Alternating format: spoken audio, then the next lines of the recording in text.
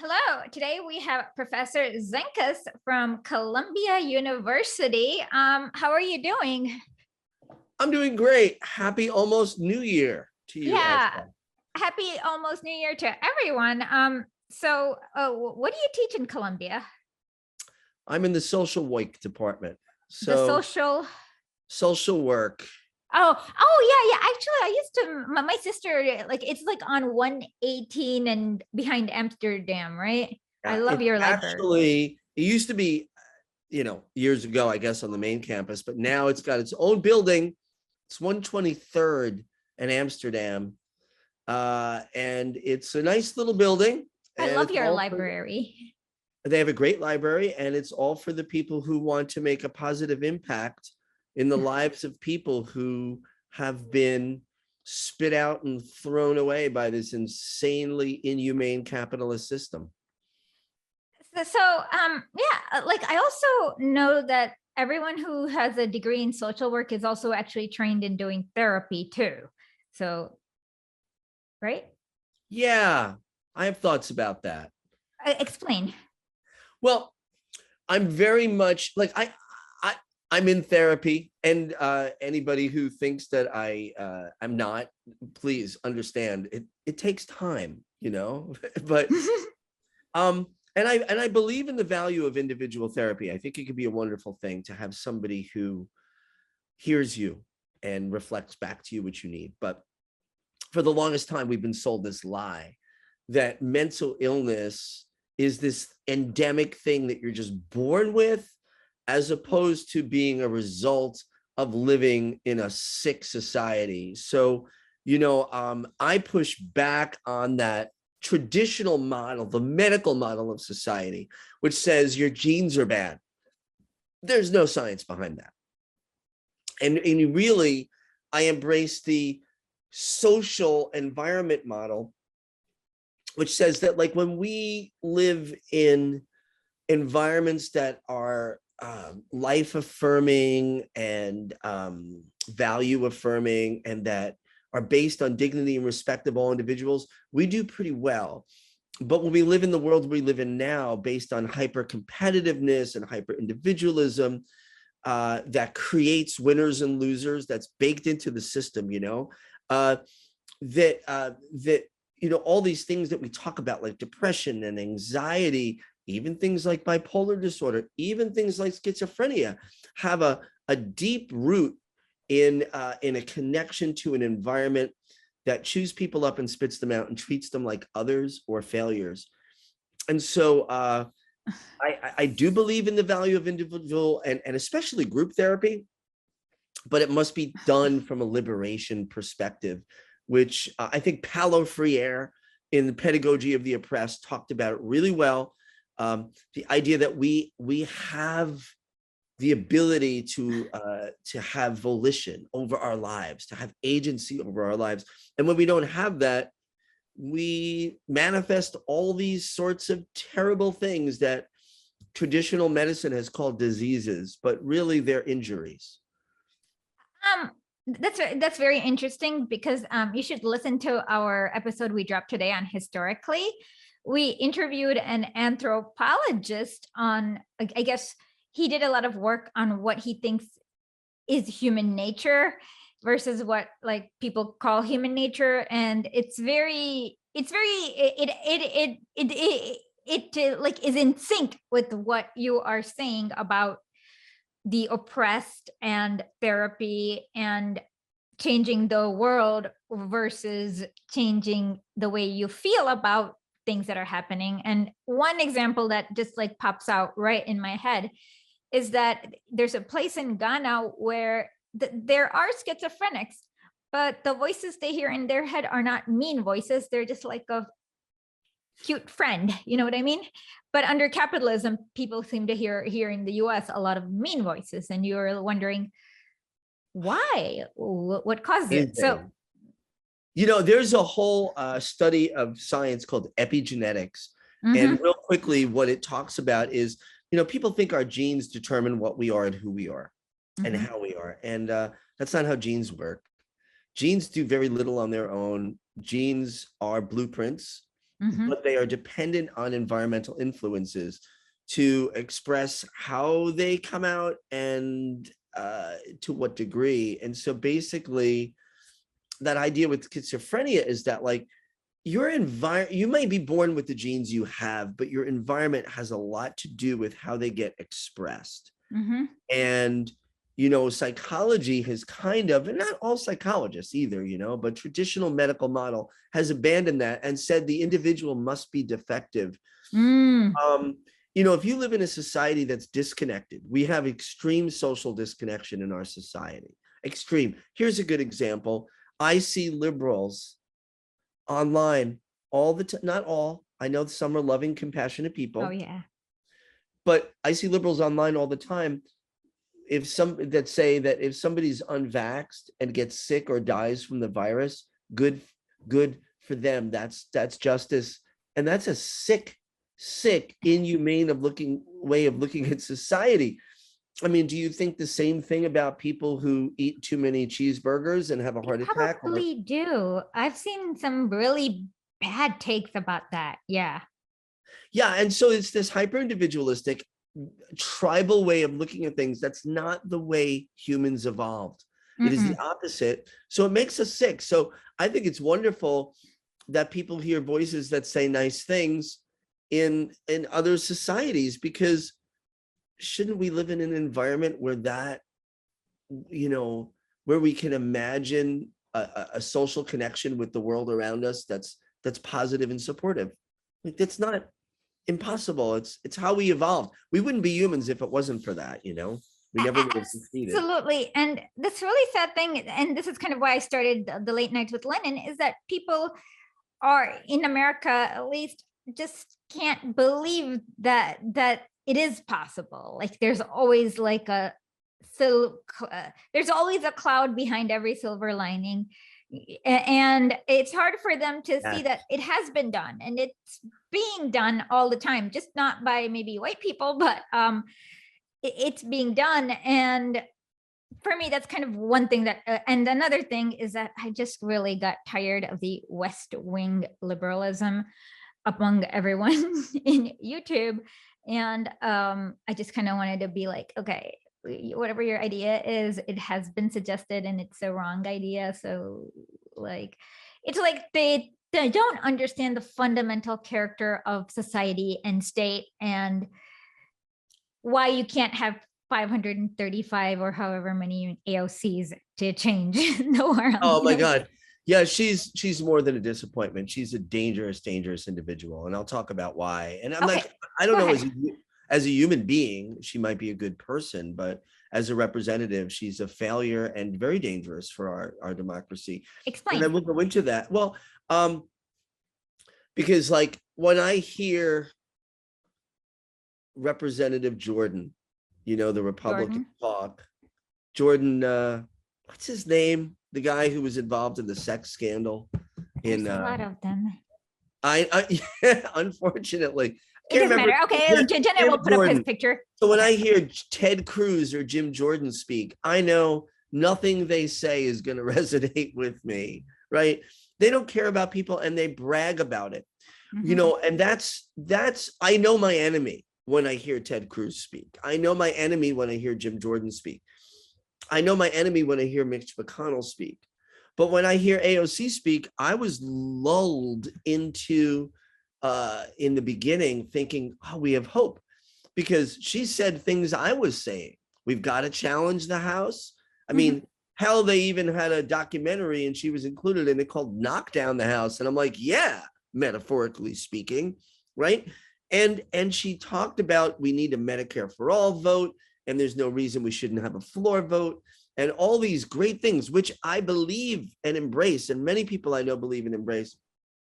And she gets in power and does nothing, literally does nothing. I mean, she makes $174,000 a year for doing nothing. She's on the cover of Rolling Stone. She goes to the Met Gala. Listen, nice work if you can get it. But where's the champion for the working class that says, I will sacrifice? This woman, AOC, and she's not the only one, but she really epitomized it, said, I don't care if I'm a one-term Congress member. And now She absolutely fucking cares. She wants her career. She wants 5 years in the Congress so she can get vested for a pension. She's going to live large the rest of her life. And the book, you know, even if she ever lost an election, it's unlikely. The pension and also the book deals and tours, she's going to be rich forever. But you abandoned the working class. You gave us hope that you would fight for us. And now you're saying, well, we can't do that. And what I don't like about that is those quote unquote leftists, what I call fake progressives in Congress, lure us into thinking they're doing everything that can possibly be done. And the answer is no. No. That's not everything that can possibly be done. You're getting nothing accomplished. Zero. The Build Back Better bill has been thrown in the garbage because the progressives refuse to hold out their votes for the stupid infrastructure package, which is a privatization plan, right? They said they were going to do it, but then somebody talked to them and said, don't do that. And they're like, okay. Meanwhile, Joe Manchin is like, fuck you. I'm going to do what I want. At least I hate everything he stands for. He's a dick. But I respect that at least Joe Manchin does what he says he's going to do. He's like, I'm going to blow this bill up, and he blows the bill up. One guy does it. Where's Bernie Sanders? Where's Bernie Sanders? Like, he could blow a bill up. He's a senator. He's got all the power that Joe Manchin has. And I get it. Listen, I understand what I think Sanders is trying to do. He thinks this is the best we're going to get given the circumstance. But okay, you do that, but don't you dare shit on me for saying, fuck these two parties. And I understand my language and I apologize, but listen, not for nothing. I'm sick of academics making everything sound pretty. Fuck these two parties. They are murdering people. We don't have time. The planet is on fire. What are you doing? Joe Biden is doubling down on fracking and oil leases. It's even worse than that, because I've done quite a few specials about this where I call it the Green New Imperialism. But the only entity right now that has the technology, the know-how, and the ability to actually do things to mitigate climate change is China.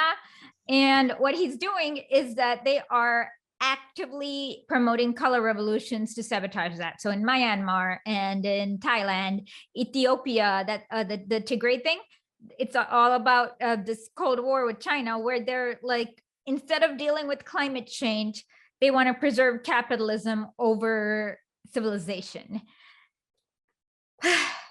Well, yeah, I mean, it's first of all, the idea, let's even go there one day.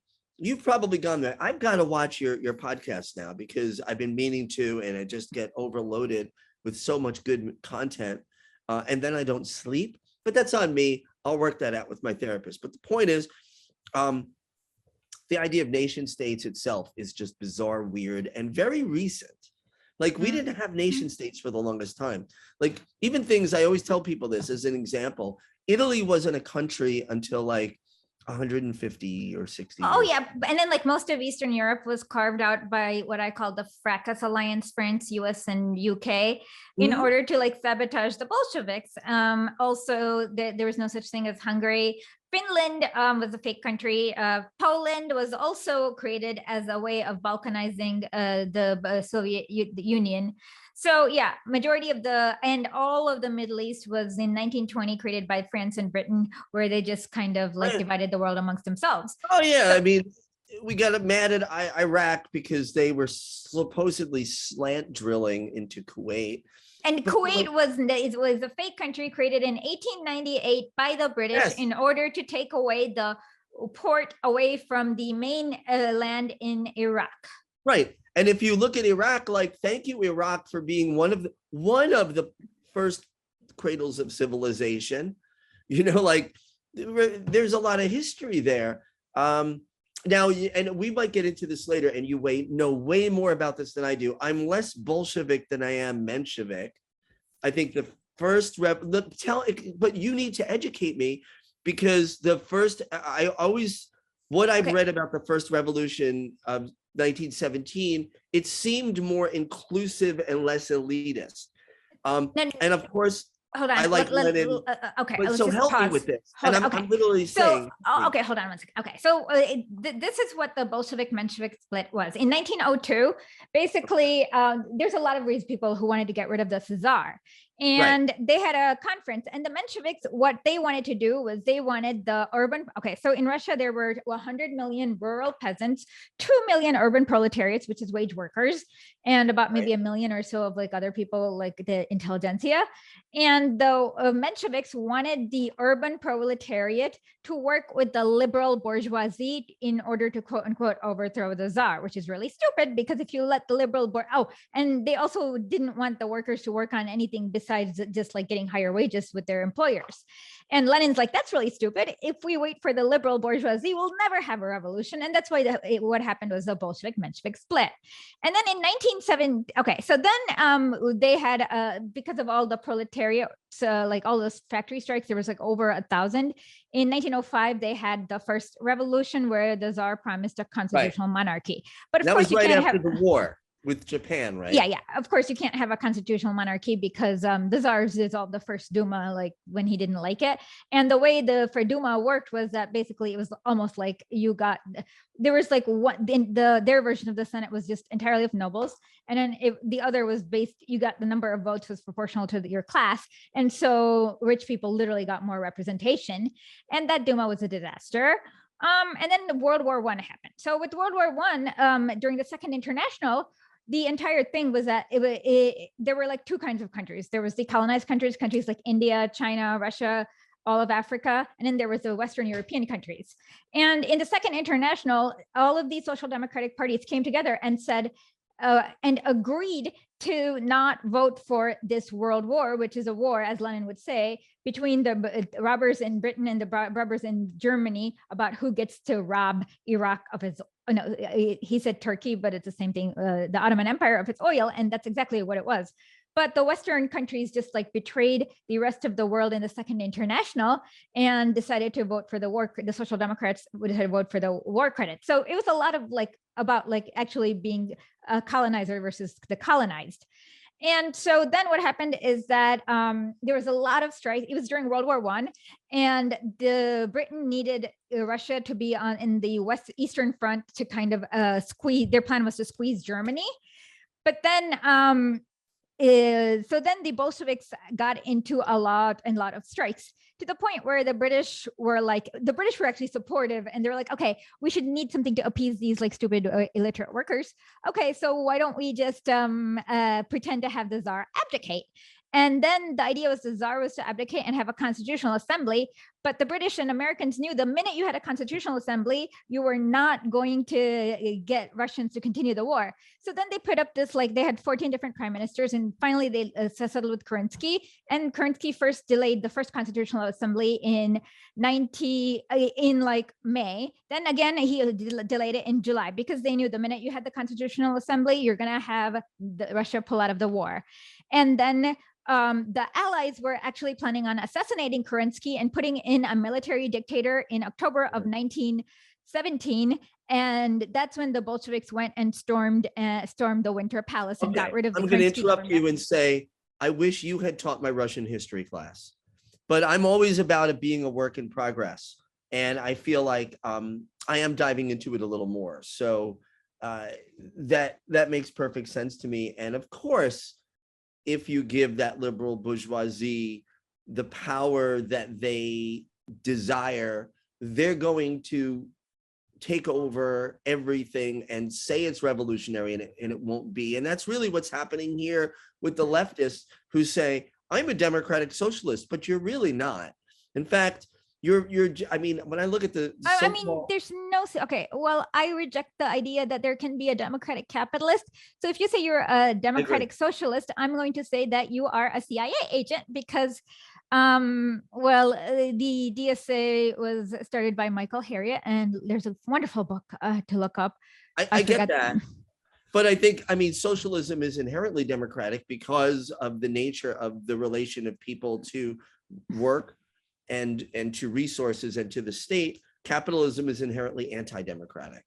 It can never be democratic because the whole idea of capitalism is you can't separate, and I think this is, I know but for the listeners, like, you can't separate wealth from power and Mm-mm. control of resources from power. Mm-mm. And if democracy is supposed to be about an equal playing field regarding power in the state level, there's no way, if there's a concentration of resources, you can have an equal distribution of power.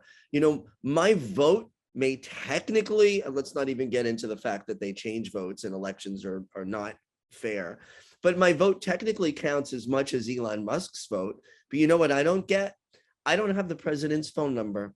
I don't get, Barack Obama golfing with the head of Virgin.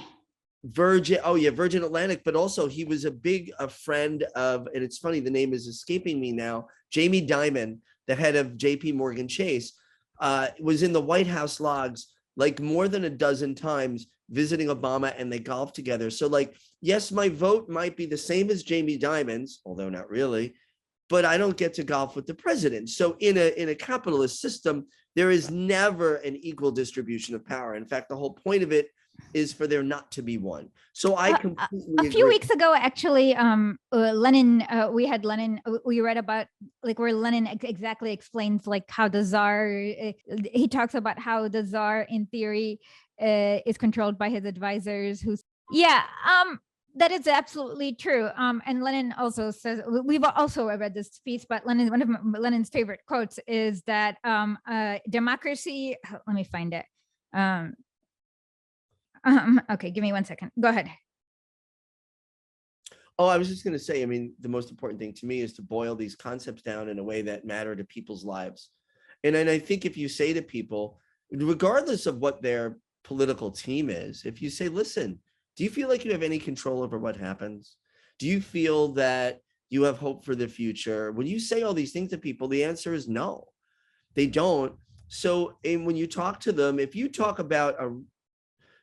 to somebody who may have voted for Trump and somebody who may have voted for Biden that's not completely brainwashed and somebody who didn't vote, and say, do you think corporations have too much control over your lives?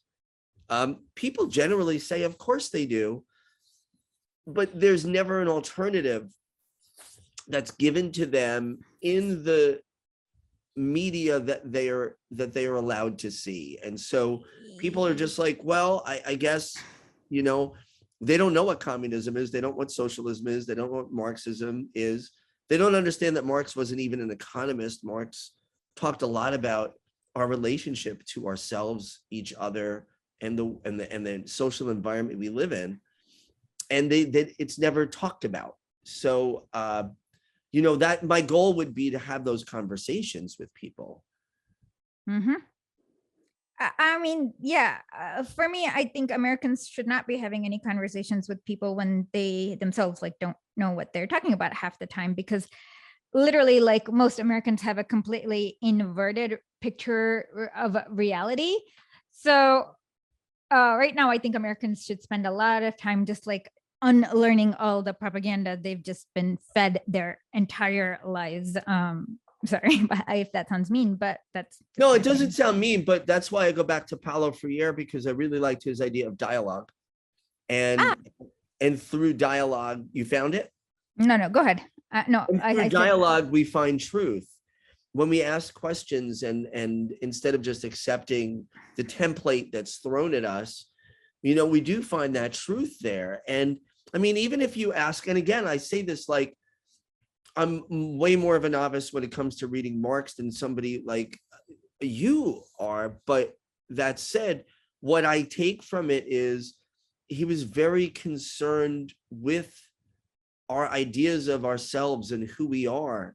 He believed in the humans' ability to meet their greatest capacity, and detested a system that stopped us from being our best selves. At the very much the base of it for me is a belief in that enlightenment, that illumination, that becoming what we are potentially able to become, and how the systems we have now set up do everything they can to prevent that from happening.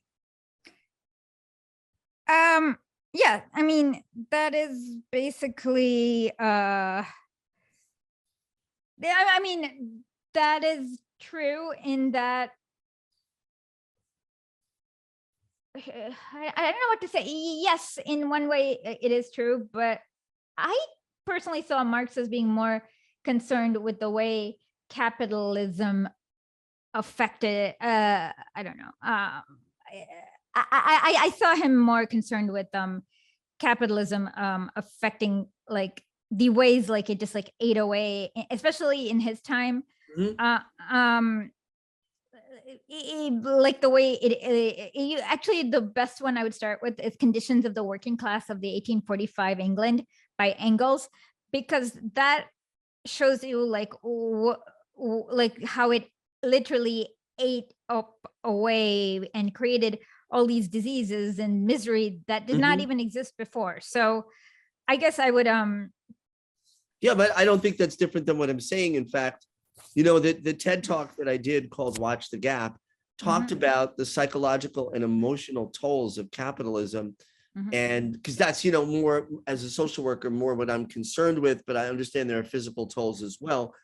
But how it eats away at our ability to be healthy in a multidimensional way, psychologically, socially, physically, biologically, right? Spiritually, that and it does that because it allows a few people to rise to the top of their pyramid. And I emphasize pyramid because that's what capitalism is. It's a pyramid scam.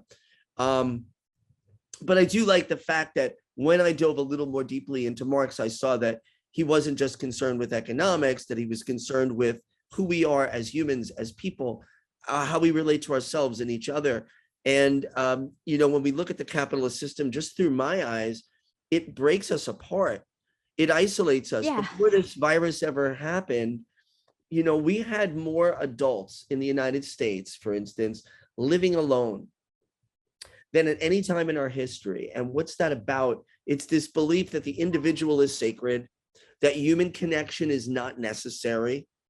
It's just a little addition in your life if you want it. Yeah, I mean, and it's all mythical because the individual is nothing. You can't even make your own food because you are incapable. You as an individual is completely incapable of tilling enough land to feed yourself. Right, of course. Everything is And being that's a rented. good segue to the piece we're reading right now, which is about the about how capitalism begins in agriculture, because the reason why we can have these kind of comfortable non tilling our own food jobs is because a lot of the agriculture has been automated by machinery, which means you need fewer people, and then you can but the reason why they did it is that their idea was to have these people who are no longer working in agriculture go work inside a factory and immiserate ourselves, but that is not necessary.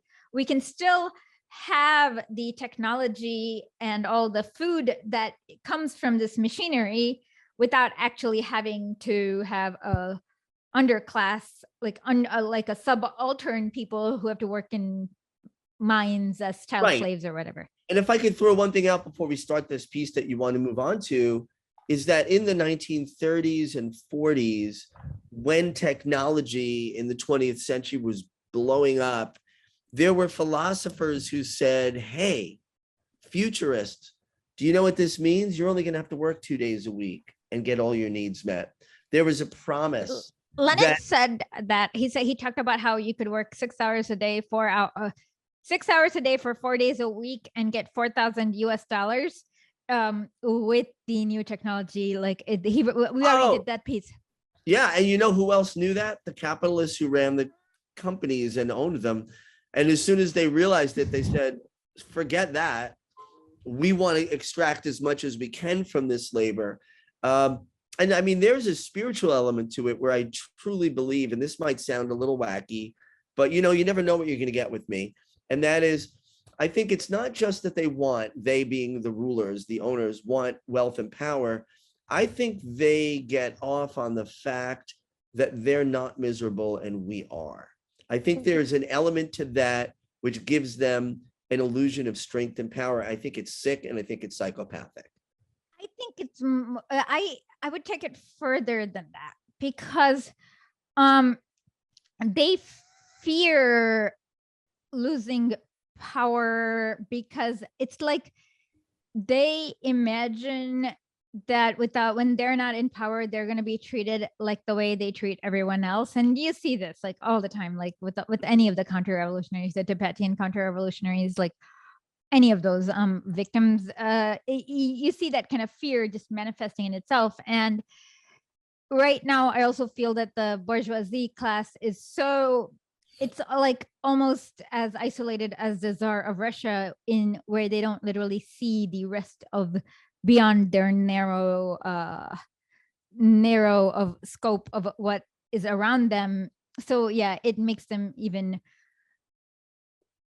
like power, like there is a differential in comprehension of like of the powerful versus powerless, and they literally do not see, for lack of a better word.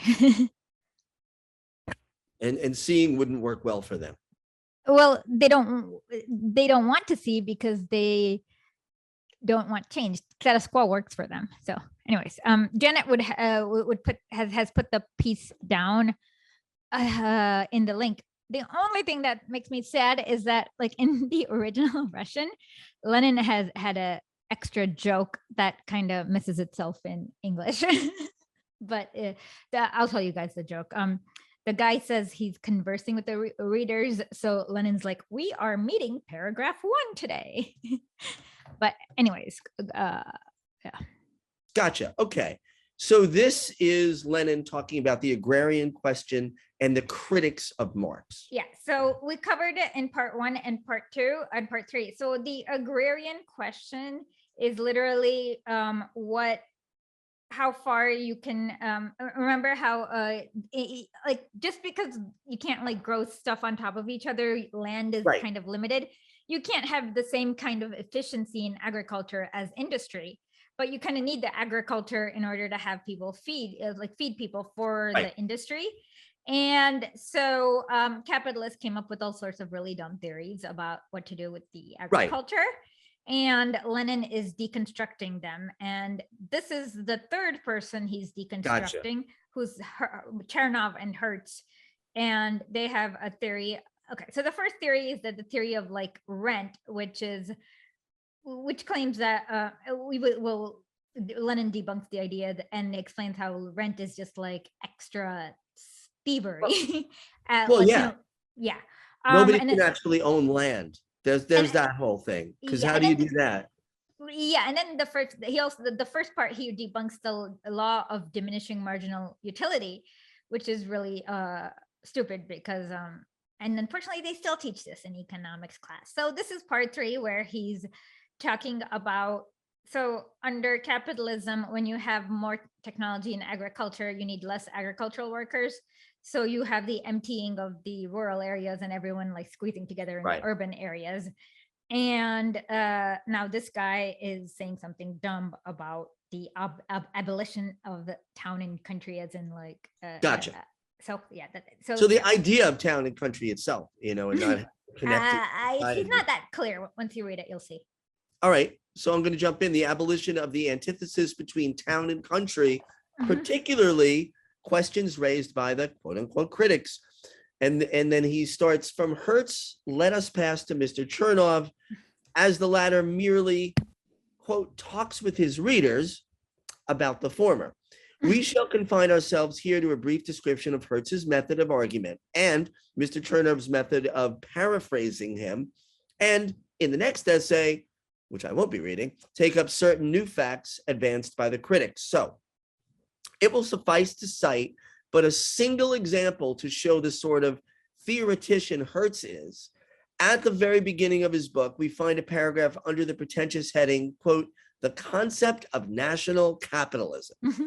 Hertz wants nothing more nor less than to present a definition of capitalism. He writes, quote, we can, of course, characterize it as a system of national economy which rests juridically.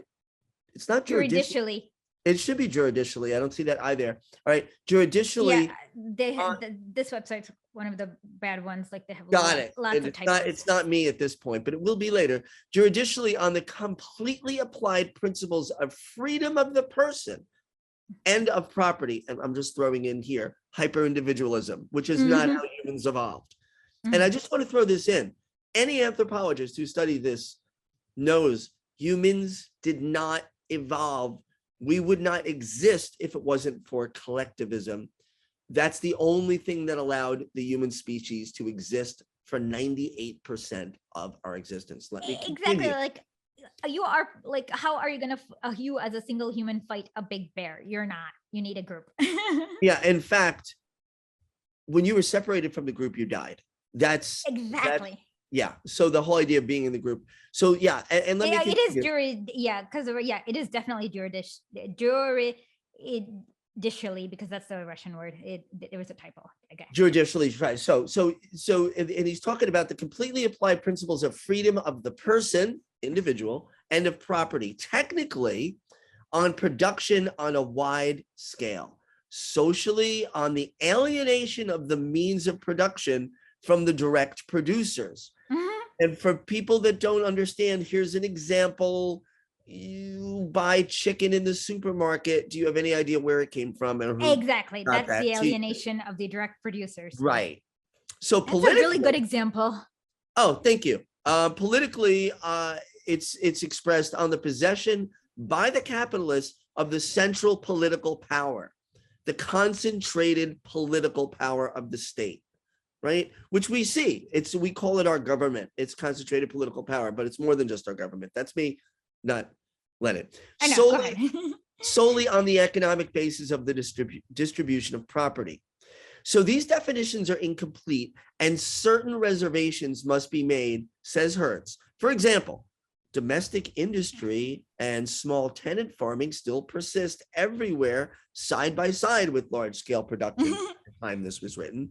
The realistic definition of capitalism as a system under which production is under the control, domination of capitalists, those that own everything, is likewise not quite suitable. A fine, more realistic definition of capitalism as the domination of capitalists. So, which is almost a little ironic there. Yeah, so, Lenin's making fun of him basically, because Hertz's definition is capitalism is when you have a domination of capitalists, and it's like, yeah. Right. I mean, it's just, and he's really spot on with this. So Lenin continues how characteristic it is, this now fashionable, quasi-realistic, but in fact eclectic quest for an exhaustive enumeration of all the separate systems and separate symptoms, yeah, and separate factors. The result, of course, is that this meaningless attempt to include in a general concept of all the partial symptoms of a single phenomena, or conversely, to quote, avoid conflict with extremely varied phenomena, that an attempt is made that merely reveals an elementary failure to understand what science is, leads the theoretician to a point where they cannot see the wood for the trees. And so I think what Lenin's talking about here is, one of the things capitalism and every system that is under capitalism, I look at the medical model, they separate everything. Everything is a separate issue. So yeah, your mental illness, your schizophrenia, we'll deal with over there. And this other person's violent behavior we'll deal with here. And capitalists only benefit by preventing us from connecting the dots and saying, wait a second, the fact that some people are homeless, some people have depression, some people are violent, all of these things that our environment is being polluted, these are actually all connected. Yeah. And the capitalists are like, no, they're not. And Lenin says, oh, absolutely, they are. Exactly. I am getting it. Are you sure you have not read this piece before? Because you sound like you have. Well, no, but it's obvious that Lenin got the importance of connecting the dots. What happened? Betty White died. No. Seriously. Oh, come on. I met Betty White once. Me too. I love you, Betty. Yeah, sorry. Darn. You know what? Let's just say, here's to a life well lived. A woman who was treated badly because she was a pinup girl, by the way. People don't know her history. I don't. Yeah, I she was just know amazing. that she's really good in every single role she does. So let me clarify. I did not meet her and say hello to her. Um, I was a guest at the Emmy Awards. Someone I know was nominated for an Emmy many years ago.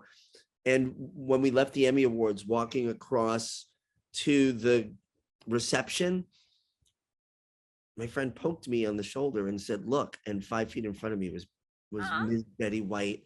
And she just looked amazing. It's like she had a halo around her head. I'm so sad, but I'm so happy for her wonderful, beautiful life. Yep.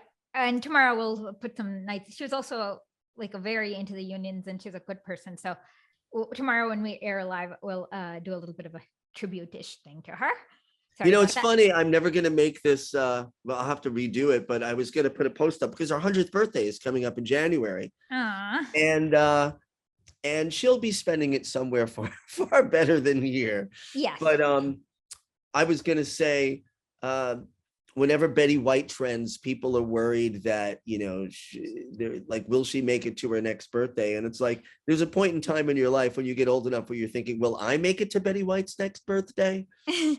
So, well, there you go. Cheers, Ms. White, who is also a woman who took no shit and took no prisoners. Like, let me tell you, she was great. So a fine realistic definition of capitalism as the domination of capitalism. Lenin's making fun there. Anyway, so the result of all of this bullshit that capitalists say, that every problem is separate, of course, is the meaningless attempt to include a general concept of all the partial symptoms of a single phenomena. You know, so all these bad things that happen can't be connected. And they do it to avoid conflict with extremely varied phenomena. Like they just say, well, I don't know why that happens. So an attempt that merely reveals an elementary failure to understand what science is. And so thus Hertz loses sight of such a detail as commodity production and the transformation of labor power into a commodity. What does that mean? Like, listen, it's not just your labor, it's your time. You take 8, 9, 10, 11 hours away from your life to do something, you're getting for that. In exchange for that, you're getting compensated financially, but not well. And then throw on top of that your labor. And what is labor? I mean, you know, there's a whole bunch of people whose backs are blown out from their work. Who's, I mean, even things, let's not even make fun of, like, I have a friend who's got a whole really bad case of carpal tunnel syndrome. This is from working. It breaks our bodies down. And and the capitalists just think, oh, so what? It's not connected. It's your own thing. You have a problem. Maybe your genes are bad. So instead, this is Hertz. He prevented the following genetic definition. No, he invented.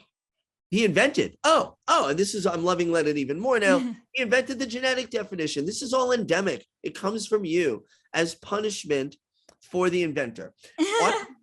And it ought to be quoted in full. And this is what Hertz was saying. Capitalism is, quote, the state of national economy in which the realization of the principles of free exchange, which is bullshit. It's not free exchange. By the way, there's a typo here too. It's amid. Yes, amid freedom of the person and of property has reached its relative high point, which is determined by the economic development and the empirical conditions of each separate national economy. Sounds wonderful. Oh boy, what a great world to live in, without talking about any of the negative effects. Filled with awe and admiration, Mr. Chernov, of course, transcribes and describes this twaddle.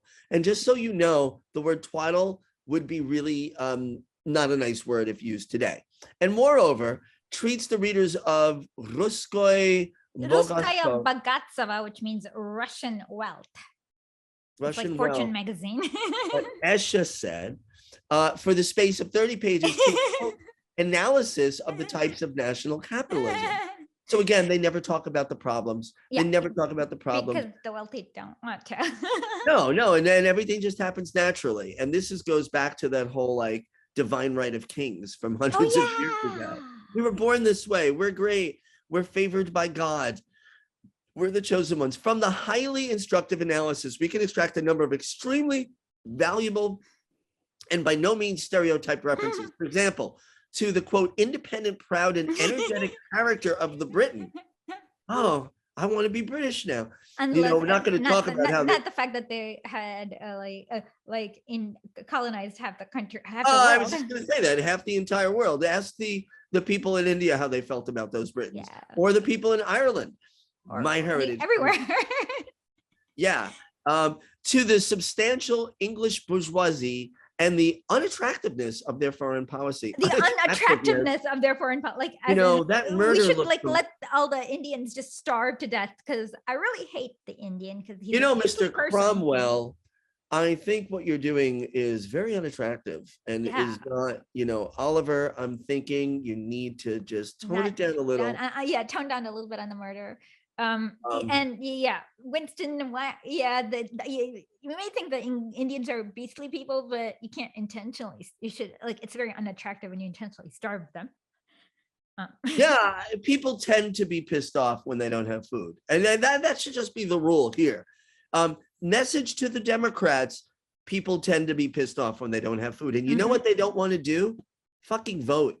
So just so you know, I actually think that Democrats, like, winning is secondary. It's like, it's more about preserving the status quo than winning. Like, it is. Yeah.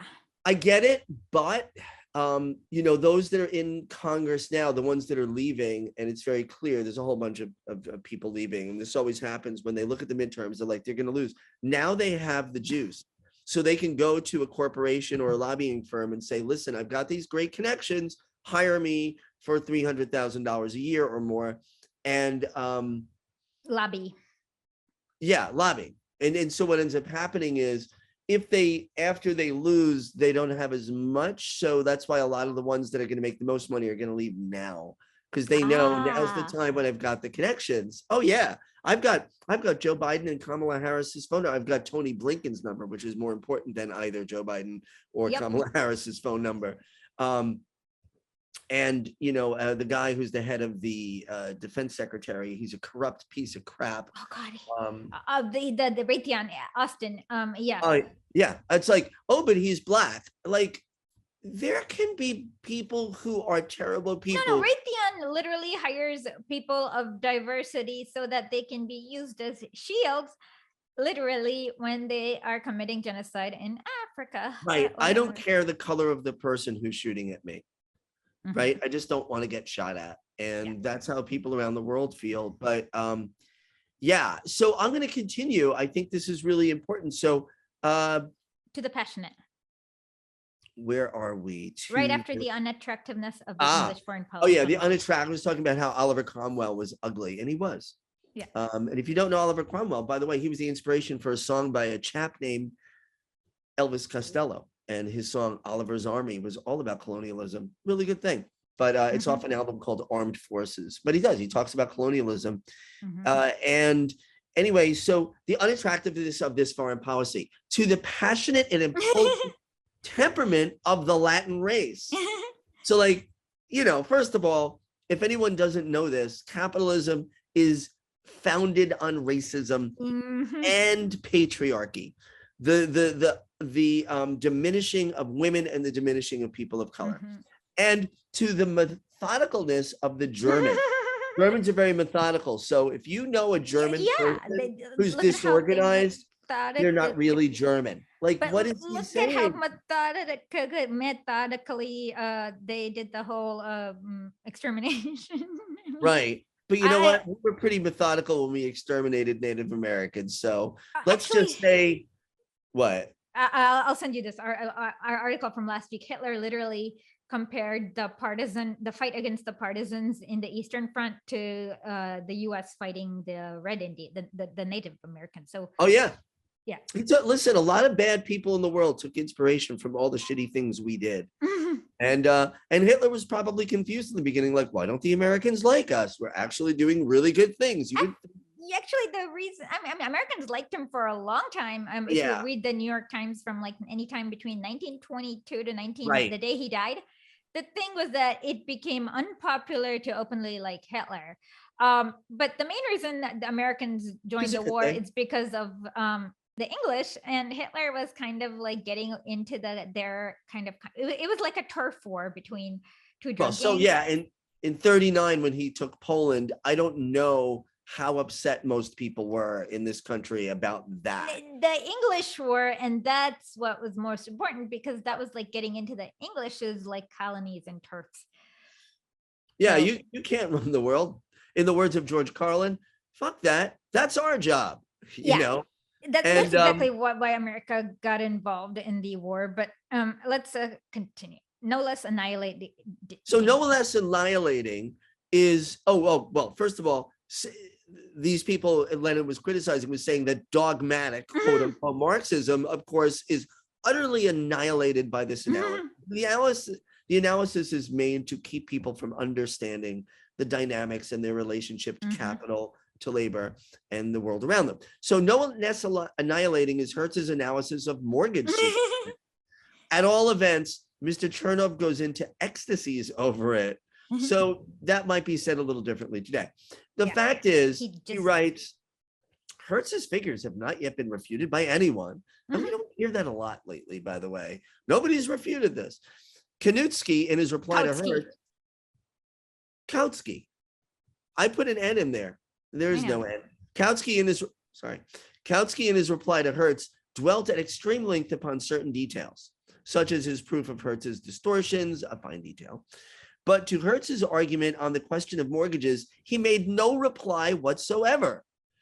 So as can be seen from the reference on page 238, which you cannot see, in the cited issue of Ruskaya Bogatstava, which is Russian wealth. Mr. Chernov is aware of the article Kautsky wrote in reply. Mr. Chernov Kritikar meiner Agrarfrage, like two critics of my agrarian question. Okay. Two critics of my agrarian question. I was going to say that. But Mr. Chernov could not but know, too, that the periodical in which the article appeared is prohibited in Russia by the censor. So the more noteworthy, therefore, is characterizing the features of the modern quote-unquote critics is the fact that the very words which Chernov himself underlines contain a flagrant untruth. For on the question of mortgages, Kautsky replied to Hertz, David, Bernstein, Schiphol, Buglov. Quanti means everyone else. And everybody else. At all, we say. Yeah. If the self-same article to which Mr. Chernov refers to rectify distorted truth is a tedious duty, but since we have to deal with Mr. Chernov, it is a duty not to be neglected. And, basically Lenin here, I think, is saying like, it may not be fun and it may be tedious, but we need to call this out because when we don't, people end up walking around believing a whole bunch of bullshit. Exactly. Thank you. No, retort Hertz, Bulgakov. No. We skipped a paragraph. We're at Kautsky, of course. I feel like you're my teacher. Kautsky, of course, replied to Hertz with ridicule. In regard to the question, too, Hertz revealed his inability or unwillingness to understand what is what, and an inclination to repeat the threadbare arguments, the BS arguments of bourgeois economists. Kautsky, in his Agrarfrage, farm questions, just call them farm questions. Dealt with I'm getting a language lesson too. Kautsky, in the farm questions, dealt with the concentration of mortgages. Numerous petty village usurers, wrote Kautsky, are being forced more and more into the background, forced to yield to big centralized capitalist or public institutions which monopolize mortgage credit. So Kautsky enumerates certain capitalist and public institutions of this type. He speaks of mutual land credit societies and points to the fact that savings banks, insurance companies, and many corporations invest their funds in mortgages, etc. That seems very familiar. It's almost like what might have happened 12 years ago. Exactly. With all the mortgage investments, which destroyed our economy.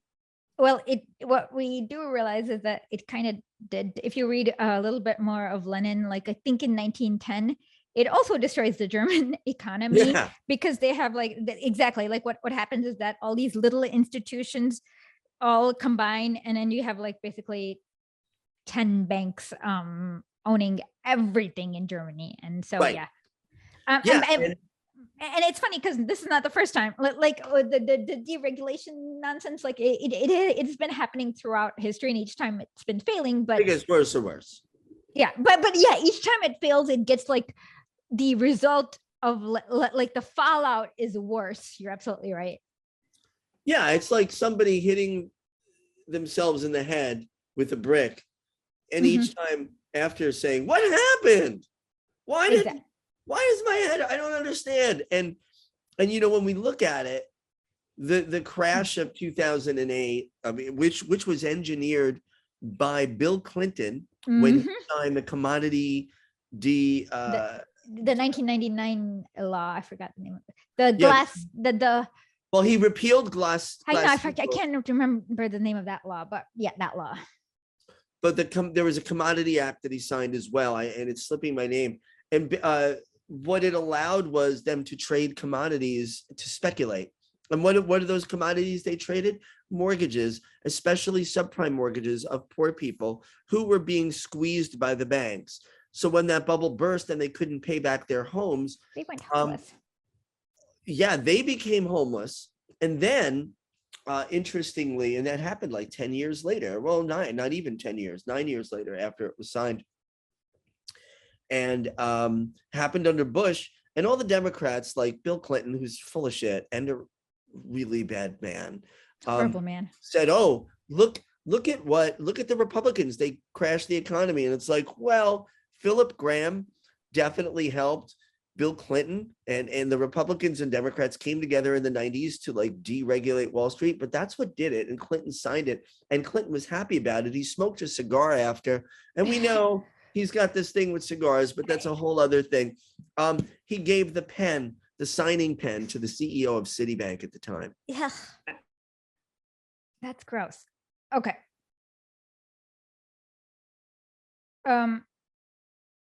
We are at numerous, okay, hold on.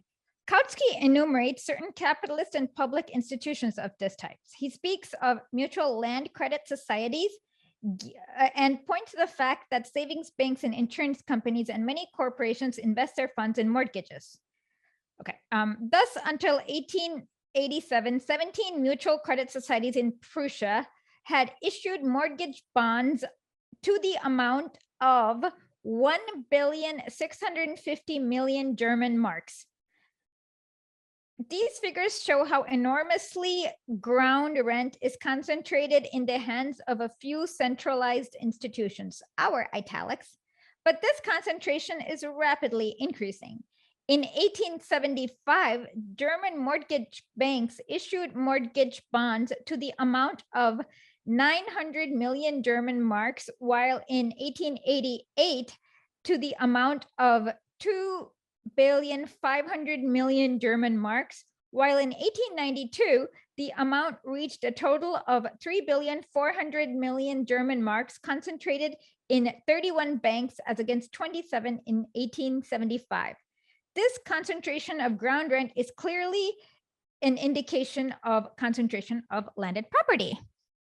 No, retorted Hertz, Bulgakov, Chernov, and company, we have a very decided tendency towards decentralization and the breakup of property. Ruskaya Bagatsova. More than a fourth of the mortgage credits are concentrated in the hands of a democratic SIC credit institutions with a vast number of small depositors. Presenting a series of tables, Hertz attempts with extraordinary zeal to prove that the bulk of the depositors in savings banks are small depositors.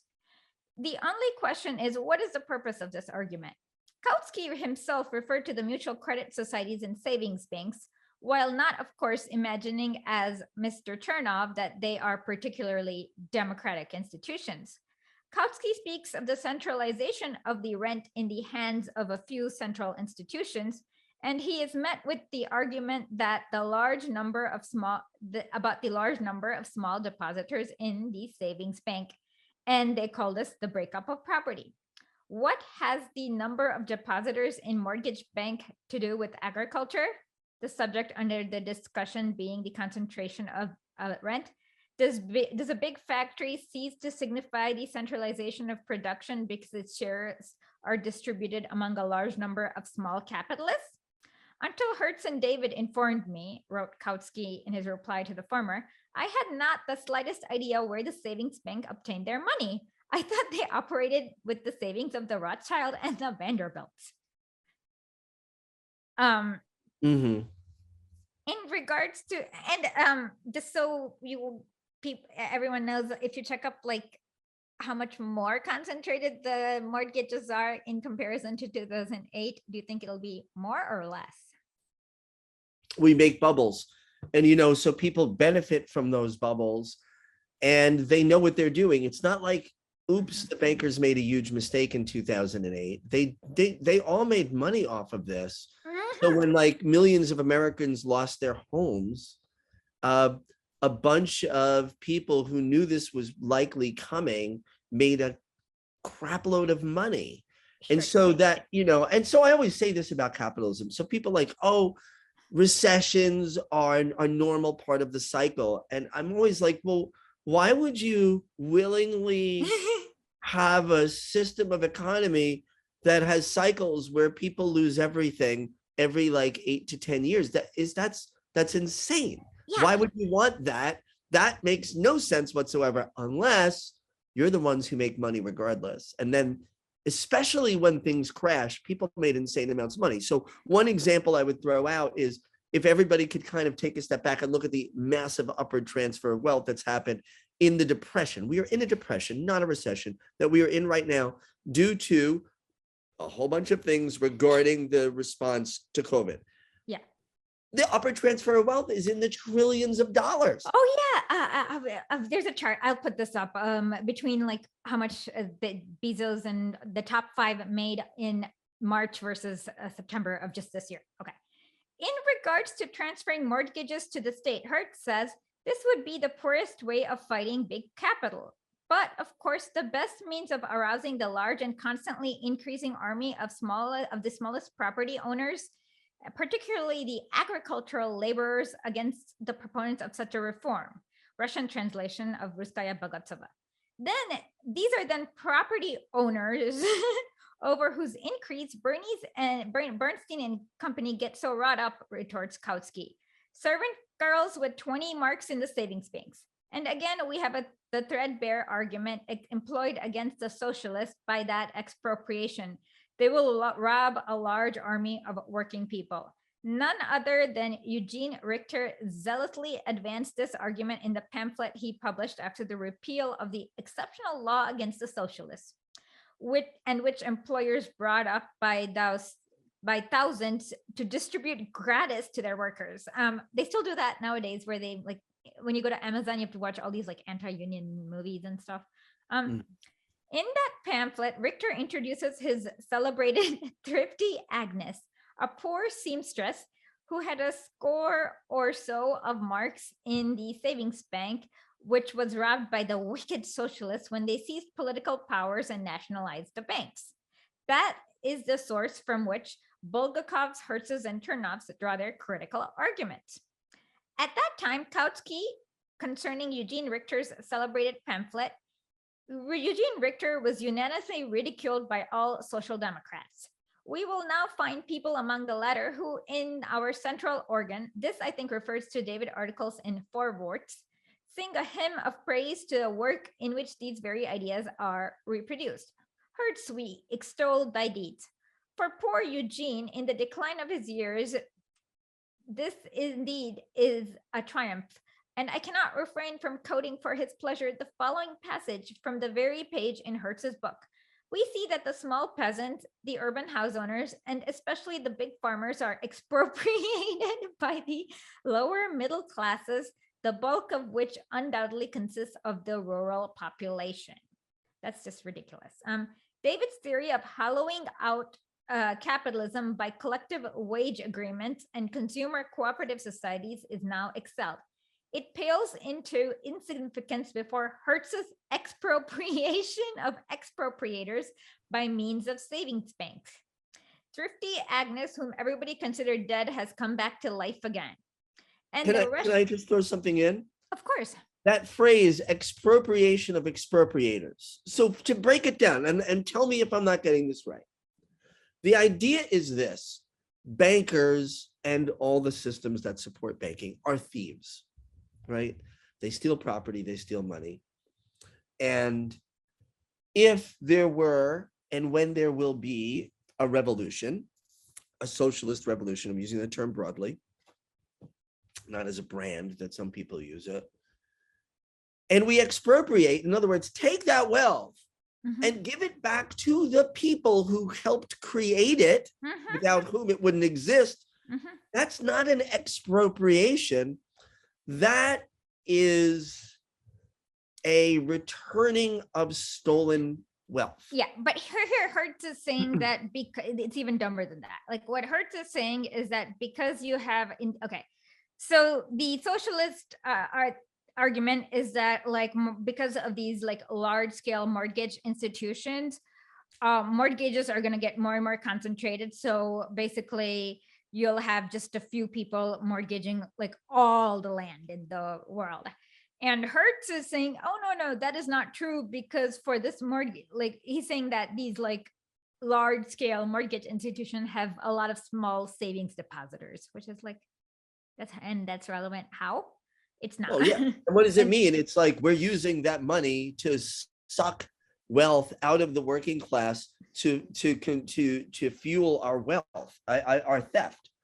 That's what that is. Those aren't savings accounts that people should be happy about. It's like you're being forced to like give money to people who are going to just turn around and hurt you. Exactly. And yeah, so it's like a really dumb argument. And this very Mr. V. Chernoff, spluttering with enthusiasm over Hertz's repetition of Eugene Richter's arguments, annihilates Kautsky in the pages of Ruskaya Bagatsova. And in the symposium at the Glorious Post, compiled in honor of N. Mikhailovsky, it would be unfair not to present some of the gems of this tirade. Kautsky, again following Marx, writes in Mr. Chernoff in Ruskaya Bagatsova, admits that the progress of capitalist agriculture leads to the reduction of nutritive matter in the soil in the form of various products is something continuously being taken from the land, sent to the towns, and never restored to the land. As you see on the question of the laws of the fertility of the soil, Kautsky helplessly repeats the words of Marx, who bases himself upon the theory of Liebig. When Marx wrote his first volume, Liebig's law of restoration was the last word in agronomics. More than a half a century has elapsed since that discovery, and a complete revolution has taken place in our knowledge of the laws governing soil fertility. What do we see? This whole post-Liebig period and all that subsequent discoveries of Pasteur and Veal and Tillari's experiments with nitrates and discoveries of Bertholite, Halreichel, Wilfart, Vinogradsky in the sphere of bacteriology in the soil. All of this is beyond Kautsky's ken. And now this is when Lenin just finished quoting Chernikov. Dear Mr. Chernikov, how wonderfully he resembles Turgenev's Vorshilov. You remember him in Smoke, the young Russian privat docent who went on a tour abroad.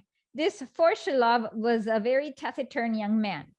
But now and again, he would break his silence and pour forth scores and hundreds of the most learned of names and of the rarest of the rare.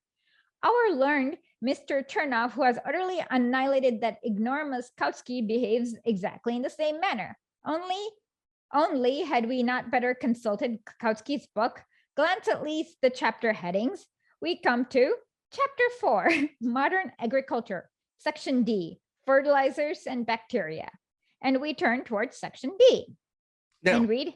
I just wanted to interrupt for a quick thing, because I know that I mentioned that I can't stay on that long, but I wanted to give some commentary on this. Would that be all right? Oh no, we want you to give you lots of commentary.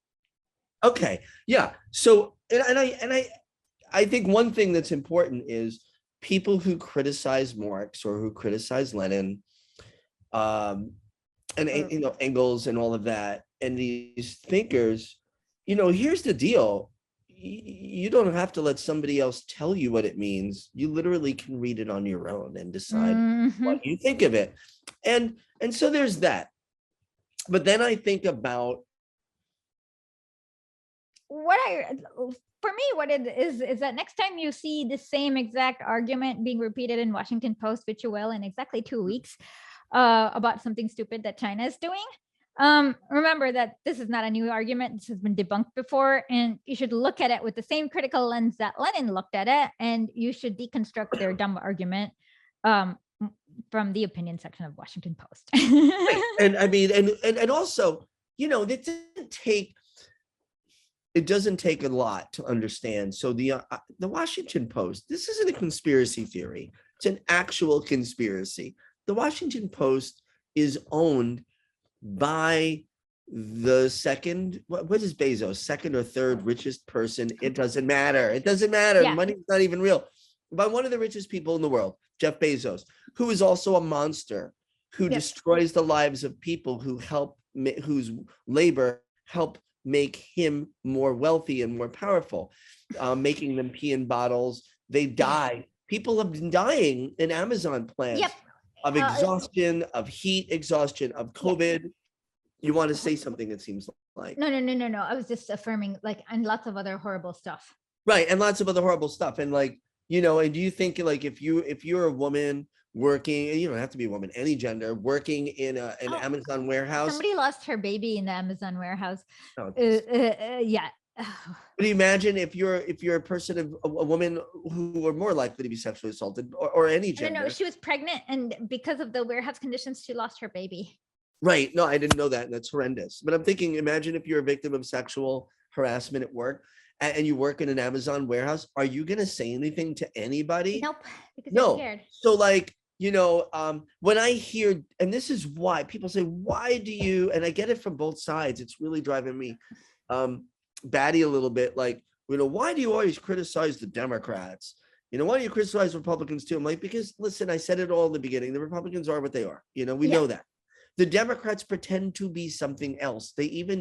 Some of them even use the word socialism and say we're democratic socialists, right? But they're not. And so what they do is they zap the hope and the energy of people who want to make changes. And that's not good, because basically you are a servant of the oppressing class. Exactly. So, and then I get people. Hold on. If you look at Lenin, how often does he spend criticizing the Tsar? There's probably one article. Yeah, because everyone knows that the Tsar is horrible, but he spends a lot of time criticizing the Mensheviks. I get it now. The Russians, the German Social Democrats, a lot of time doing that, because when they betray, because they're pretending to oppose the Tsar, and so. Yeah, I mean, Lenin does that all the time. And you helped educate me, because to be honest, like I said, it's been a while since I read. There was a book, The Russian Revolutions of 1917. It's an old book, but I'm guessing, do you know the one I'm talking about? Yes, I know all of the ones. It's probably from the perspective that I wouldn't like today, but no, I know exactly. I have it, so I go in the other no, don't get it. Oh God. But read it years ago. Yeah. But at least it gave me the idea of okay, there was not just one revolution. So now I know. No. This was written by, oh God, what's his name?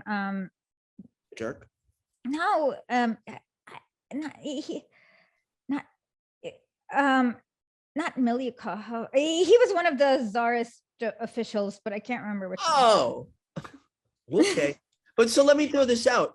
So people always say, why don't you talk about Trump? And so, listen, I remember when I used to be more political on Facebook, and now I'm not. If somebody posts a holiday picture, I like it. But I used to talk about Trump all the time before he ever ran for office. I always thought he was a jerk. I never liked him. I thought he was a mean, terrible man. Anybody, and by the way, the king of Prussia, Wilhelm, he's exactly like Trump. So if you want to look at a historical example, the king of Prussia, yeah. And just so but I think the thing is, do I need to keep talking? Like, isn't it not obvious? What do we have to keep saying about Donald Trump? Donald Trump Okay. is a beautiful Well, hold on one example of second. anything If that's you have wrong to with leave our in country. 9 minutes, I have to finish reading this. So give me, I'm going to finish Oh, reading. okay. But Okay. then Towards there's the something I do want to say after that. Okay. Towards the end of the last decade, the discovery was made that leguminous plants, unlike other cultivated plants, obtain nearly the whole of their nutrition supply not from the soil but from the air, and that far from robbing the soil of nitrogen, they enrich it. They possess this property because only when the soil contains certain microorganization which adhere to their roots. Where these organisms do not exist, it is possible by means of certain inoculations to give these leguminous plants the property of converting soil poor in nitrogen into nitrogen-rich soil. In this way, to fertilize this soil to a certain extent for other crops. As a general rule, by inoculating bacteria into these plants and by using suitable mineral fertilizer, phosphoric acid salts, and potash fertilizers, it is possible to obtain the highest steady yields from the soil even without stable manure. Only thanks to this discovery has free farming acquired a really firm basis. Kautsky, pages 51 to 52. Who, however, gave a scientific basis to the remarkable discovery of nitrogen bacteria, Hallett Rigel.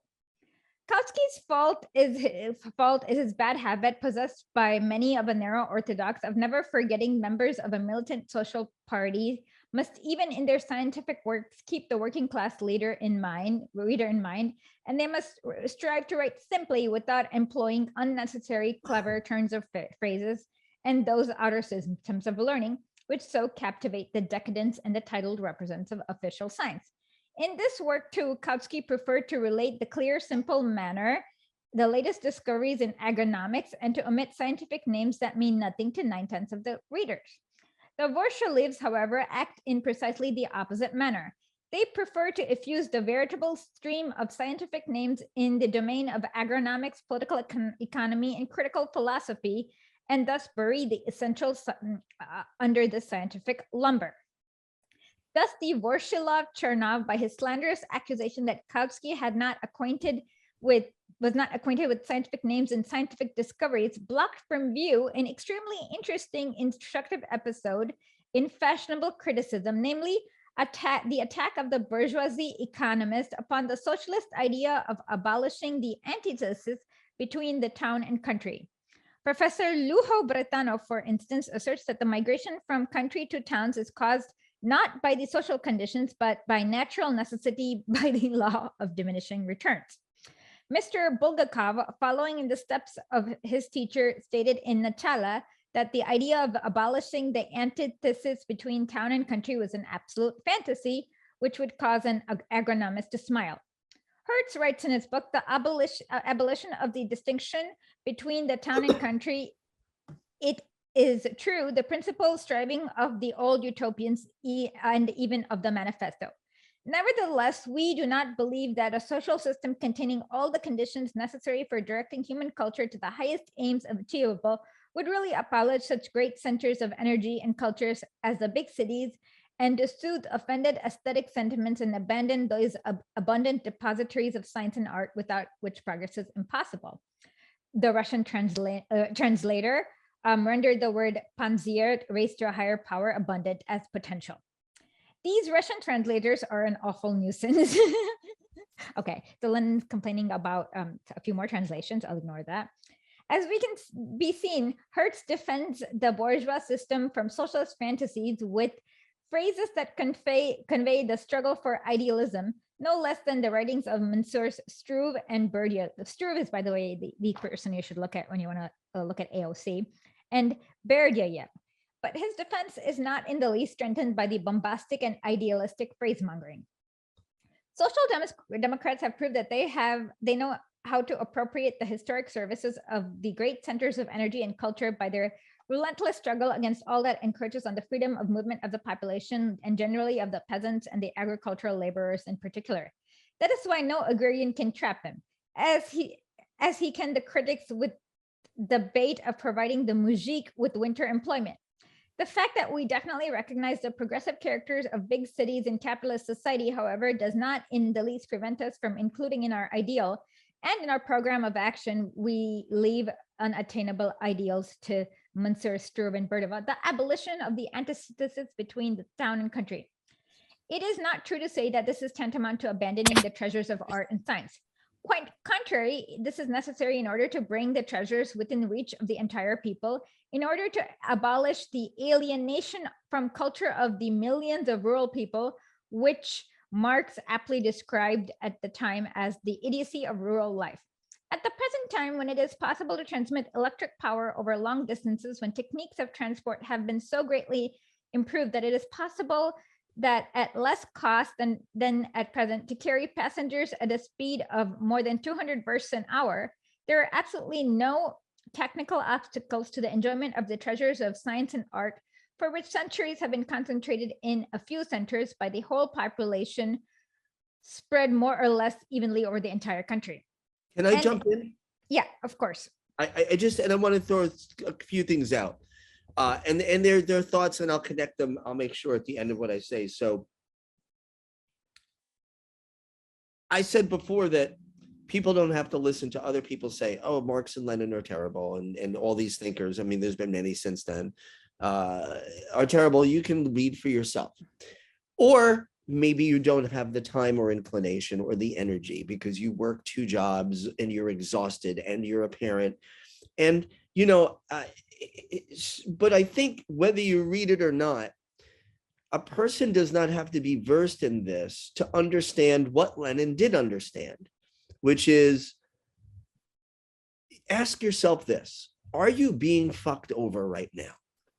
And a lot of people from different, what they think are political backgrounds, would say yes.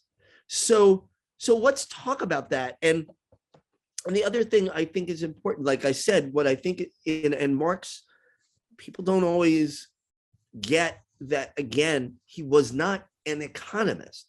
And he talked about many things, including our relationship to the world around us. Things like art and music and culture are vital. That's one of the things that makes us human. But how do you create something artistic if you are so beaten down by a system which drains every last drop of energy from you? You cannot. When we're in survival mode all the time, we cannot be creative. We only can hope to survive. And so capitalism, if it could have solved this problem, would have done that already. Hey, listen, if what the people who support capitalism proposed worked, well, then I would have a hard time arguing against it. But we've had it now for hundreds of years. And it's the same. And we still have poverty. We still have people that are miserable. Henry David Thoreau said all people live lives of quiet, he's talking about the working class, live lives of quiet desperation. That was in the 1800s. He said that. It's still true today. And so I was watching an interesting thing on a peasant rebellion that occurred in England in the 1600s. And it was an awesome, amazing thing that we don't learn about.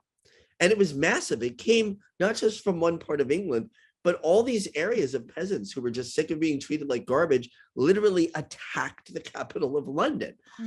And, you know, as a metaphor, they didn't have the internet. Most of them couldn't read, but they knew their lives were terrible and didn't have to be.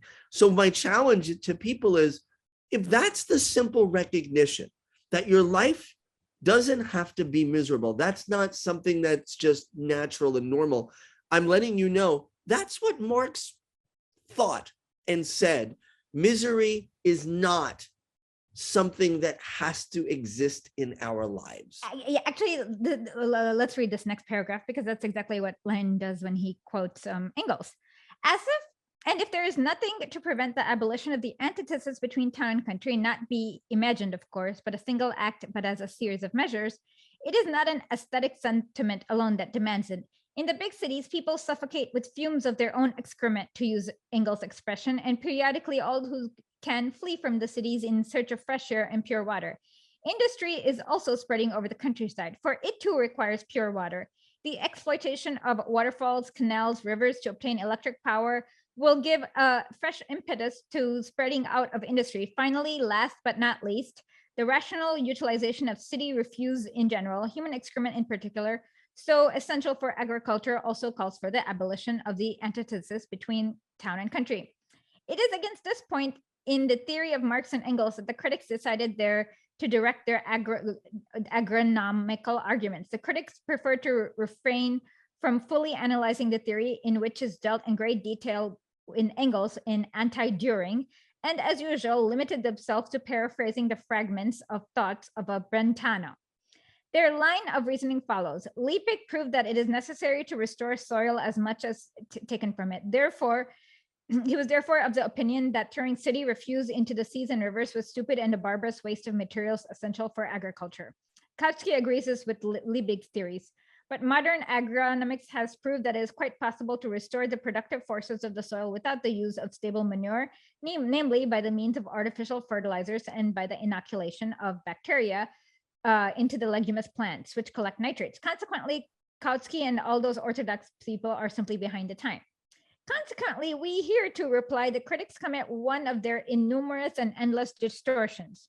After explaining Liebig's theory and Kautsky immediately showing that modern agronomics has proved it is quite possible to dispense altogether with stable manure, but added that this was merely a palliative compared with what a waste of human excrement entailed in the present palliative, which is Pal- something that takes pain away. Yeah, a palliative, exactly. Yeah. A disposal. Now, if the critics were at all capable of discussing the essential points of the question, this is the point they should have disproved. The point they should have shown is that it is not a palliative, but they did not even think of doing so. Needless to say, the possibility of substituting artificial for natural manures and the fact that this is already being done partly do not in the least refute the irrationality of wasting natural fertilizers, thereby polluting the rivers and air in suburban and factory districts. Even at present, where there are sewage farms in the vicinity of large cities which utilize city refuse with enormous benefit to agriculture, but by this system with only an infinitesimal part of the refuse is utilized. To the objection that modern agronomics has refuted the argument that sites agronomically exploit the countryside, with which the critics present Kautsky as something new, he replies on page 211 of his book that the artificial fertilizers render it possible to avoid the diminution of soil fertility, but necessity to employ them to an increasing extent merely indicates still another of the numerous burdens agriculture has to bear, which are by no means a natural necessity, but by a product of existing social relations. Now, can I throw something out? And thank you. And I'm sorry, because I know I have to run. We talk about social relations. And I just think this is an important piece, is that there's been this argument of who is and who isn't. And I know that you can get into this in a deeper level, much more intricately if we had more time. But who is or who isn't working class, and what makes working class? Somebody really recently just asked me that. And I don't know what your opinion is on it, but somebody said to me, well, what's working class? What's the financial cutoff? And I go, well, that's not what it's not about class. Financial cutoff. It's exactly. Somebody who needs to sell it's somebody who has nothing but besides their labor to sell. Right. In other words, you're working class. If you need to sell your labor. If you have to sell your labor, and by the way, labor/time. Exactly. Every minute you spend at work or working, if you work from home, is a minute not with your family, not with your loved ones, exactly. And friends, not in solitude, not out in nature, not playing with your cat or dog. It is a minute stolen from you. Now, you might enjoy what you do and you may be good at it, but if you have to do that in order to survive, and you have no other way of sustaining yourself, getting your necessities met, you're working class. Yep. And it doesn't matter if you're in New York and you're like a supervisor in an insurance company, maybe you manage a department, you make 110 grand a year living on Long Island. Hey, that's not a bad salary, but it's really not what it would be in other parts of the country. But if you know that if you lost your job, you would have to leave the dwelling place that you currently lived in, that getting food would be problematic. You wouldn't have to be able to go to the doctor that you've known the past 20 years. You're working class. So working class is about our relationship to produce. work. Exactly. And about, are you a person who independently can live without that? So in other words, if that's you, you're a wage slave, and you have, and we have to stop, and that's why, and we need to blow up the idea of the middle class. It doesn't exist. It's not about money. If you think you're, and people always want to think they're better off than someone else. I get that. But ultimately, how many paychecks away from ruin are you? Most How of many Americans are paychecks? about 2. It's an average. And then most Americans can't even scrape together $300 to $400 for an emergency if they needed it. So And if it's less that's, than 2. yeah, and if that's your car that you need to get to work, you live in a, Lenin's talking about rural areas in Russia years ago. Well, what about the rural areas upstate New York or all across the country in the They don't have Midwest? any public I mean, there's like nothing if you're screwed. So what happens if you are sick and you're 60 miles from the nearest hospital? Do you think? Usually, Yeah. And if your car needs a water pump and you can't afford it, how do you get your medicine from the pharmacy, which, you're not living in a dense area? That pharmacy may be 15 miles away. You can't walk 15 miles in the middle of December. So, ultimately, and I think this is the important thing that I get across to people. We don't have to be miserable. We were created, and this may sound sappy to you, I don't know. We were created to feel joy and to experience connection with ourselves, people around us, the animals that we share this earth with, and the plants, and the actual earth itself, and the universe around us. Like, it's supposed to be a joyful experience to live. And that's where religion tells you, oh, your reward is later. And, actually, there's no reason it can't be now too. So I just would hope that we can have these conversations. Things do not have to be the way they are. And people way smarter than me thought this over 100 years ago, and shit still hasn't changed. Well, I mean, a lot has changed. For example, I mean, just not in America, but like Right, Vietnam, for example, they did the revolution, and they've only, and China, the Soviet Union. I just read a post, I have to interrupt, by a woman from Vietnam. She looks like she's in her mid to late 20s, who said everybody in Vietnam gets a parcel of land. Yeah. They just get one. Here you go. For growing rice. Yeah.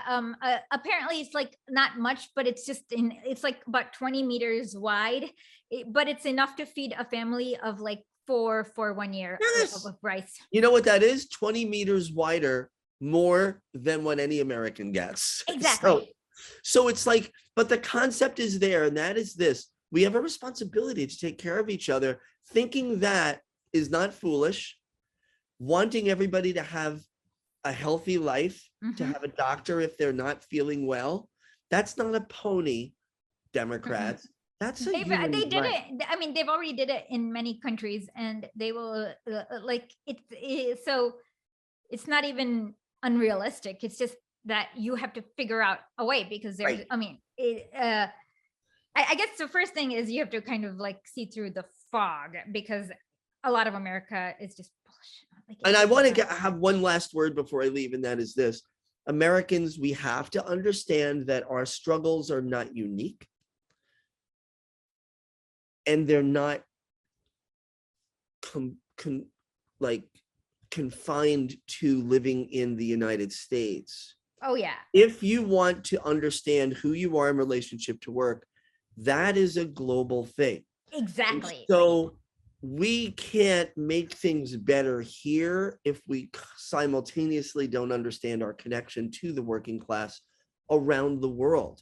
And and how do you boil this down? Because Marx talked about it, but like Lenin wrote about imperialism, and sorry to interrupt, but I always talk about basically what happens is that it's like the food chain. So when you go down to Africa, you like they've purposely underdeveloped it. You have child slaves working on the cobalt just because they can pay 50 cents less for cobalt. And so here in America, a lot of these, the cobalt. Yeah, but here in America, like a lot of these things, like you can't even imagine Oh yeah. how bad it is over there, and it is being caused. And the reason it causes that is because you have a supply of relatively cheap Right. commodities for your salary. So it's like, even if your conditions are you're capable of improving the conditions slightly here for yourself, it's still not worth it if you're still enslaving Africans. No, you're living off of slavery. You know, there's just like you don't know how your chicken was made, and most Exactly. people don't want to. They don't know how their cell phone is made. And Both and of them are side using note, slaves from somewhere else. side note, just to make sure those children in slavery in those other countries don't get the notion that they might want to rise up. Our elites go there and rape them. Bomb it. Oh, they bomb them, but they rape them. So like, just understand. Yeah. It's if you look at the instances of United Nations personnel who rape people in Yeah. these countries, and then look at like the Ghislaine Maxwell trial. Do you think it's a mistake that all these billionaires and fashion moguls and politicians were friends with these people? They know this. No. When you dehumanize somebody by economically or physically raping them, the likelihood that they're going to be able to coalesce and rise together is lessened. Now, I'll say this one last piece that I just wanted to throw out, which is, I'll boil it down for people. You have more in common with a working class person in Iran or in China or in Russia right now than you ever will with Elon Musk or Bill Gates. Exactly. And those are your siblings, exactly. your folks, your family. And it's an interesting thing. Every now and then a celebrity pops up who does something really interesting. I really loved Anthony Bourdain. Oh, even though he was on CNN. Oh, he was great. He talked about how once you visited Cambodia, you had to, like, the only thing you wanted to do was like choke Henry Kissinger. Henry Kissinger's head in with a brick. Oh, brick. Okay, I somehow misremembered. It's so sad that but the thing is this: what did Anthony Bourdain do? He went around the world and sat down and had meals with people. Exactly. And talked about their lives. And I'm going to challenge any American or who thinks they are a member of the United States. Talk to somebody from somewhere else. Oh, great idea. I think it's the best idea ever. Like, and I always tell people that they should learn a language from an enemy country, like Persian, Russian, Chinese, Korean, whatever country that the US wants to invade, learn that language, because you'd be surprised at how much they're lying to you. Yeah, interesting. And I just want to say this: don't ever let anyone convince you that there's such a thing as an enemy country, because that's a whole other thing. Unless it's the US.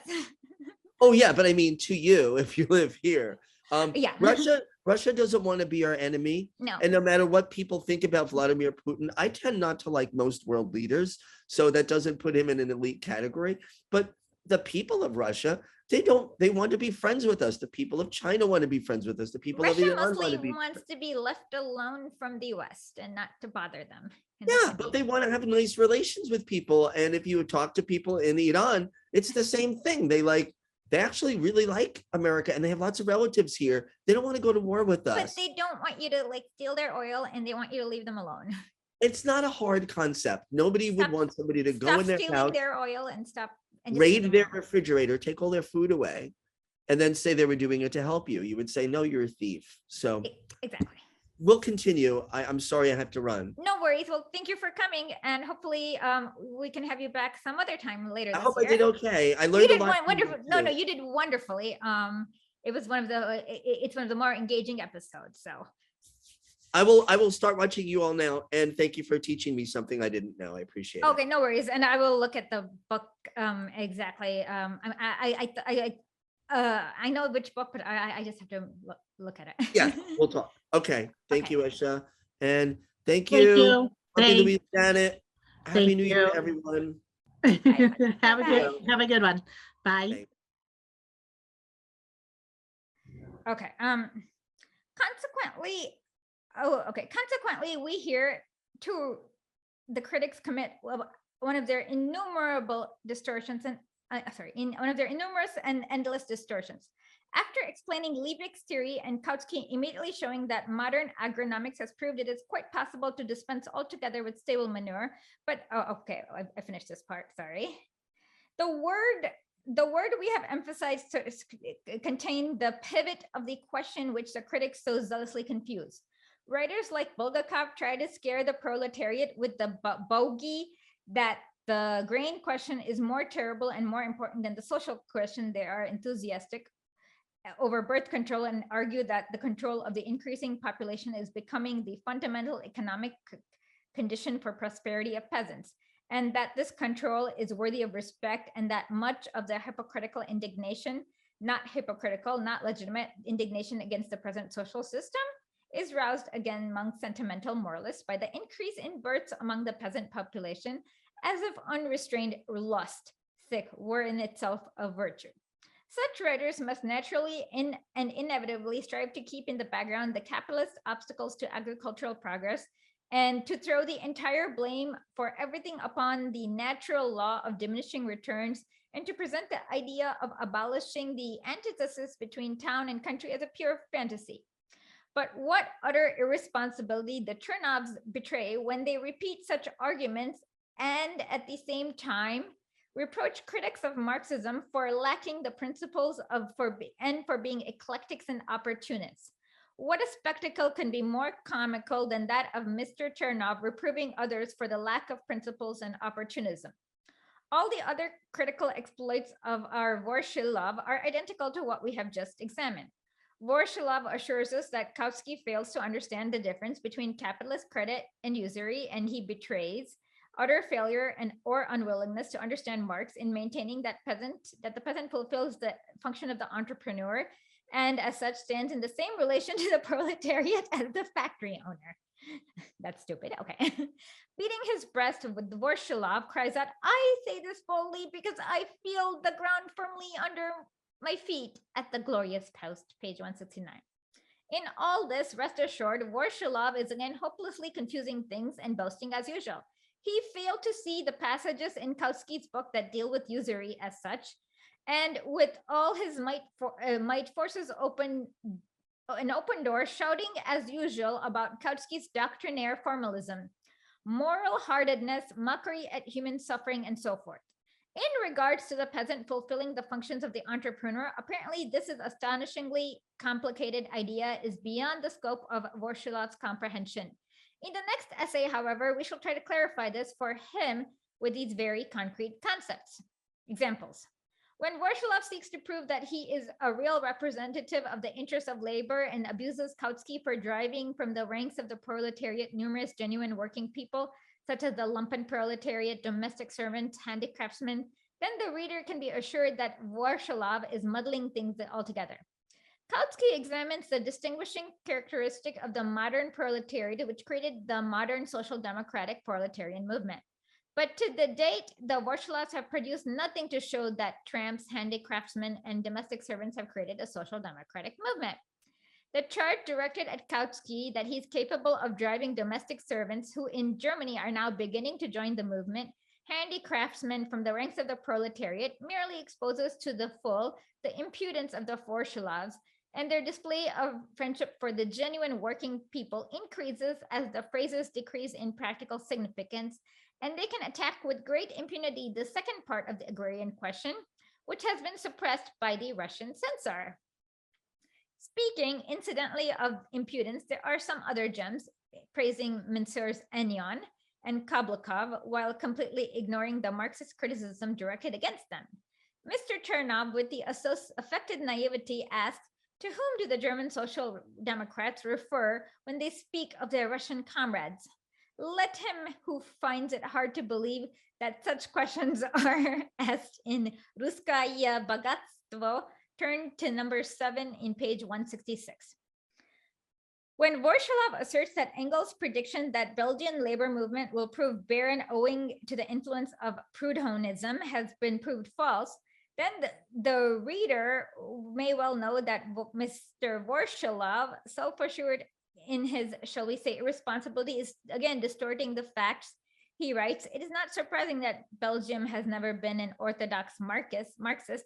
It is not surprising that Engels, being displeased with her for that reason, predicted that the Belgian movement, owing to the influence of Proudhonist principles, would pass von nichts durch nichts zu nichts," something about nothing, nothing, nothing. Alas, this prediction has fallen through, and the breadth and many-sidedness of the Belgian movement enable it to serve today as a model from which many Orthodox countries are learning a great deal. Ruskaya Bagotsova. These facts are as follows. In 1872, Engels was engaged in a polemic in the columns of the social democratic paper Volksstaat with the German Proudhonist Mühlberger. To deflate the exaggerated importance attached to Proudhonism, he wrote, "The only country where the working class movement is directly under the influence of Proudhonist principles is Belgium. Precisely as a result of this, the Belgian movement comes, as Hegel would say, from nothing through nothing to nothing." And this is positively untrue to say that Engels predicted or prophesied anything. He merely spoke facts as they were, the situation that existed in 1872. And it is at that time, historical fact, at that time, the Belgian movement was marking time precisely because of the predominance of Proudhonism, whose leaders were opposed to collectivism and repudiated independent proletarian political action. Only in 1879 was a Belgian Socialist Party formed, and only from that time onwards was a campaign for universal suffrage conducted, marking the victory of Marxism over Proudhonism, the recognition of a political struggle of a proletariat organized in an independent class party. In the beginning of the pronounced success of the movement, in present, the program, the Belgian Labour Party has adopted all fundamental ideas of Marxism, apart from certain minor points. In 1877, in the preface to the second edition of his article in the housing question, Engels laid special emphasis on the gigantic progress the international working class movement has made during the past 14 years. This progress, he writes, is largely due to the elimination of Proudhonism, which predominated at that time, which now has been almost forgotten. In Belgium, Engels observes, the Flemings have ousted the Walloons from the leadership of the movement, deposed Proudhonism, and greatly raised the level of the movement. Ruskaya Bogatsova's description of facts is a veritable paragon of fidelity. When Vorshilov, but enough. Of course, we cannot hope to keep up with this legally published magazine, which is able with impunity month to month to give vent to a flood of falsehood about Orthodox Marxism. And this is what I have to say about like anything that's allowed in mainstream media. New York Times, I mean, I can't literally keep up with all the lies they do, like on any topic abroad.